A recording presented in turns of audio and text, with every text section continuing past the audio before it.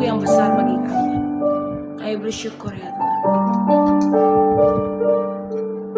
Semua karena anugerah-Mu hari ini ada,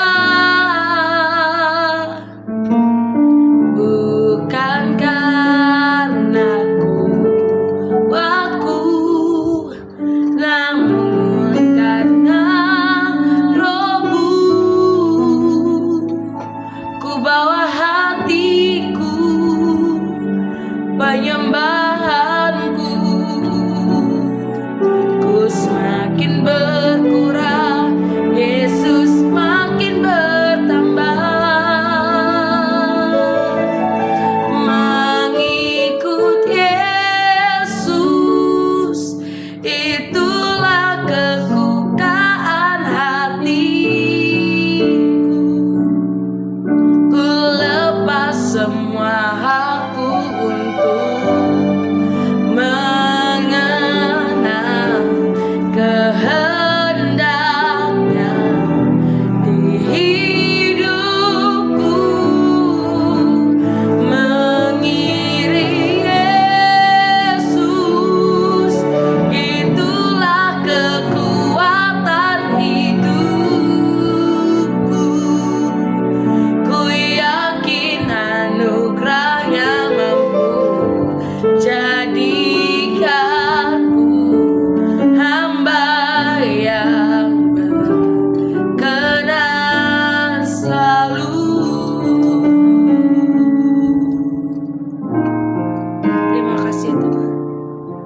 Semua karena anugerah-Mu hari ini ada,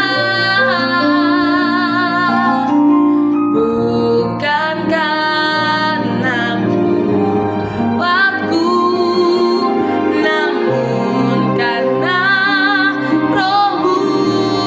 Ku bawa hatiku, penyembahanku, ku semakin berkurang, Yesus makin bertambah. Ku bawa hatiku, penyembahanku, ku semakin berkurang, Yesus makin bertambah. Mengikut Yesus, itulah kesukaan hatiku. Ku lepas semua hakku untuk mengenal kehendaknya di hidupku. Mengiring Yesus, itulah kekuatan hidupku. Ku yakin anugerah-Nya mampu jadikanku hamba yang berkenan selalu. Kami ingin terus mengiring Engkau dan mengikut Engkau, yang menjadi murid-Mu ya Tuhan. Hari ini kami mau belajar, kami mau belajar Tuhan, dan kami mau merenungkan firman Engkau. Tuhan bersabda bagi setiap kami, ajar kami mengerti dan memahami. Dalam nama Tuhan Yesus kami berdoa dan mengucap syukur, haleluya, amin. Shalom Bapak Ibu dan Saudara-saudari, kita berjumpa kembali di dalam Perenungan Intim dengan Allah, yang pada kesempatan ini akan membahas mengenai belas kasihan terhadap musuh kita. Firman Tuhan yang akan kita pelajari bersama terdapat pada Lukas 6 ayatnya yang ke-27 sampai dengan 36. Berikut adalah firman Tuhan di dalam Lukas 6 ayatnya yang ke-27 sampai dengan 36. Kasihilah musuhmu. Tetapi kepada kamu yang mendengarkan aku berkata, kasihilah musuhmu, berbuatlah baik kepada orang yang membenci kamu. Mintalah berkat bagi orang yang mengutuk kamu, berdoalah bagi orang yang mencaci kamu. Barang siapa menampar pipimu yang satu, berikanlah juga kepadanya pipimu yang lain. Dan barang siapa yang mengambil jubahmu, biarkan juga ia mengambil bajumu. Berilah kepada setiap orang yang meminta kepadamu, dan janganlah meminta kembali kepada orang yang mengambil kepunyaanmu. Dan sebagaimana kamu kehendaki supaya orang perbuat kepadamu, perbuatlah juga demikian kepada mereka. Dan jikalau kamu mengasihi orang yang mengasihi kamu, apakah jasamu? Karena orang-orang berdosa pun mengasihi juga orang-orang yang mengasihi mereka. Sebab jikalau kamu berbuat baik kepada orang yang berbuat baik kepada kamu, apakah jasamu? Orang-orang berdosa pun berbuat demikian. Dan jikalau kamu meminjamkan sesuatu kepada orang, karena kamu berharap akan menerima sesuatu daripadanya, apakah jasamu? Orang-orang berdosa pun meminjamkan kepada orang-orang berdosa, supaya mereka menerima kembali sama banyak. Tetapi kamu kasihilah musuhmu, dan berbuatlah baik kepada mereka, dan pinjamkan dengan tidak mengharapkan balasan. Maka upahmu akan besar, dan kamu akan menjadi anak-anak Allah yang Maha Tinggi, sebab Ia baik terhadap orang-orang yang tidak tahu berterima kasih dan terhadap orang-orang jahat. Hendaklah kamu murah hati, sama seperti Bapamu adalah murah hati. Demikianlah pembacaan firman Tuhan. Berbahagialah kita yang mendengarnya dan tekun melaksanakannya. Bapak, Ibu, dan saudara-saudari, di dunia yang dikuasai oleh hukum balas-membalas, kasih terhadap musuh terdengar seperti sesuatu yang mustahil. Sejak kecil, kita dibentuk dengan naluri untuk membela diri, menjaga martabat, dan membalas bila disakiti. Dunia modern pun membungkus naluri ini dengan istilah keadilan atau hak pribadi. Tetapi Yesus dalam Lukas 6 ayat 27-36 memanggil murid-muridnya ke jalan yang sama sekali berbeda, jalan belas kasihan. Di dalam Lukas 6 yang telah kita dengar tadi, firman Tuhan mengatakan, "Tetapi kepada kamu yang mendengarkan aku berkata, kasihilah musuhmu, berbuatlah baik kepada orang yang membenci kamu, berkatilah orang yang mengutuk kamu, berdoalah bagi orang yang berbuat jahat kepada kamu." Pernyataan ini bukan sekedar etika yang mulia, melainkan ciri khas kehidupan kerajaan Allah. Dengan kata lain, kasih kepada musuh adalah bukti bahwa seseorang benar-benar hidup dalam anugerah Allah. Lukas menempatkan pengajaran ini dalam khotbah di tempat yang datar, Lukas 6 ayat 17-49.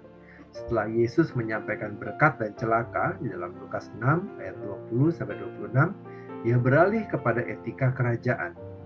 Konteks Yahudi waktu itu sangat dipengaruhi oleh hukum retribusi. Mata ganti mata, gigi ganti gigi, Keluaran 21 ayat 24. Prinsip ini pada awalnya dimaksudkan untuk membatasi balas dendam, agar hukuman seimbang dengan pelanggaran. Namun dalam praktik, hukum ini sering dijadikan pembenaran untuk membalas. Yesus menantang paradigma itu. Ia tidak meniadakan keadilan, tetapi mengarahkan murid-muridnya kepada jalan yang lebih tinggi, bukan sekedar keadilan, tetapi belas kasihan. Disinilah kita melihat perbedaan radikal antara etika dunia dan etika kerajaan Allah.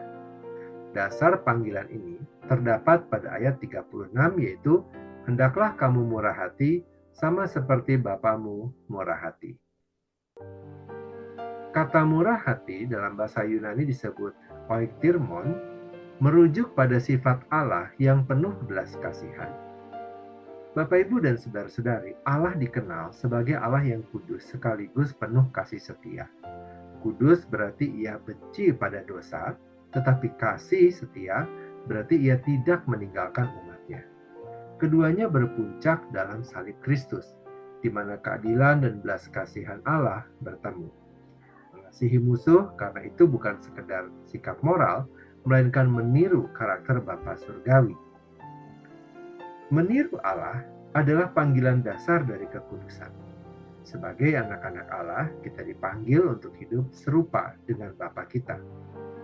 kasih kepada musuh menemukan teladan sempurnanya dalam diri Yesus Kristus.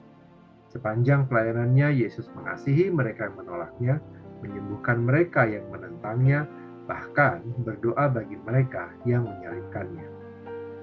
Rasul Paulus menegaskan, sebab jikalau kita ketika masih seteru diperdamaikan dengan Allah melalui kematian anaknya, lebih-lebih kita yang sekarang telah diperdamaikan pasti akan diselamatkan oleh hidupnya. Roma 5 ayat 10. Artinya kita dulu adalah musuh Allah, tetapi ia tidak membalas dengan murka yang kita pantas terima, melainkan dengan kasih yang menyelamatkan.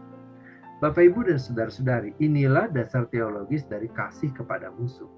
Kita mengasihi karena kita lebih dahulu dikasihi, bahkan ketika kita masih melawan Allah. Dengan kata lain, belas kasihan kepada musuh bukanlah pilihan etis yang opsional, melainkan konsekuensi dari Injil itu sendiri. Natur manusia berdosa membuat kasih kepada musuh mustahil dilakukan. Dosa menjadikan hati kita keras, penuh dendam, dan selalu mencari pembalasan. Karena itu kasih musuh tidak lahir dari usaha moral manusia, melainkan dari karya Roh Kudus. Paulus berkata, kasih Allah telah dicurahkan di dalam hati kita oleh Roh Kudus. Hanya hati yang sudah diperbaharui yang mampu mengasihi musuh. Kasih musuh menjadi tanda bahwa Roh Kudus benar-benar bekerja di dalam diri seseorang. Bukan sekedar etika, tetapi buah keselamatan. Bapak, Ibu, dan saudara-saudari, mengasihi musuh bukan hanya bermanfaat bagi orang lain, tetapi juga membebaskan hati kita sendiri. Dendam adalah belenggu yang membuat kita tawar dan pahit, tetapi belas kasihan membebaskan, karena kita menyerahkan penghakiman kepada Allah dan memilih berjalan dalam kasih. Lebih jauh, kasih musuh menjadi kesaksian Injil bagi dunia. Dunia bisa menolak khotbah kita, tetapi tidak bisa mengabaikan kasih yang radikal. Gereja mula-mula dikenal bukan karena gedung atau programnya, melainkan karena kasih mereka yang bahkan mengasihi musuh. Belas kasihan terhadap musuh adalah panggilan yang sukar, tetapi sekaligus indah. Ia menuntut kita keluar dari natur lama dan masuk ke dalam kehidupan baru di dalam Kristus.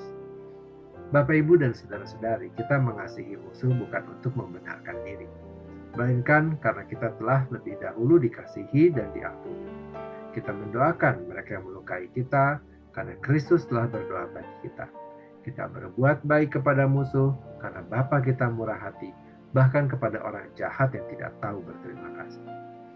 Pada akhirnya, belas kasihan terhadap musuh membuat kita semakin serupa dengan Kristus. Dan disitulah dunia akan melihat Injil yang hidup.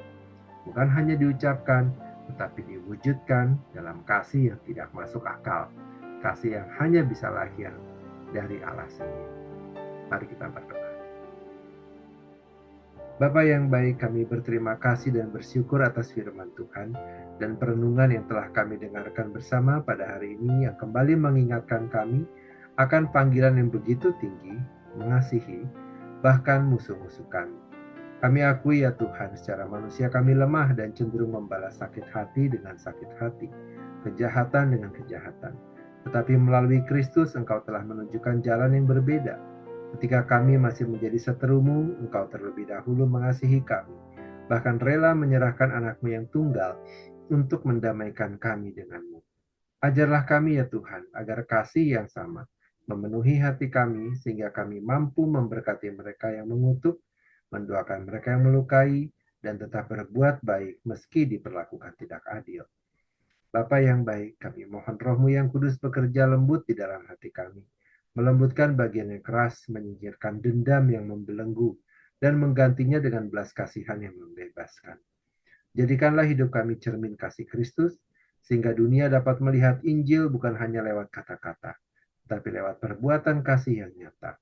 Biarlah kami semakin murah hati, sehingga melalui kesaksian hidup kami, banyak orang dapat merasakan kebaikan dan kemuliaan-Mu. Kini kami kembali memohonkan kepada-Mu ya Tuhan. Kiranya Engkau memberkati kami dengan segala kebaikan dari Allah Bapa, cinta kasih dari Tuhan Yesus Kristus, serta persekutuan dengan Allah Roh Kudus yang menyertai kami, sampai kedatangan Tuhan yang kedua kali. Dalam nama Tuhan Yesus kami berdoa. Amin. Demikianlah pembacaan firman Tuhan dan perenungan intim dengan Allah pada kesempatan ini. Sampai bertemu kembali dalam perenungan intim dengan Allah berikutnya. Tuhan Yesus memberkati.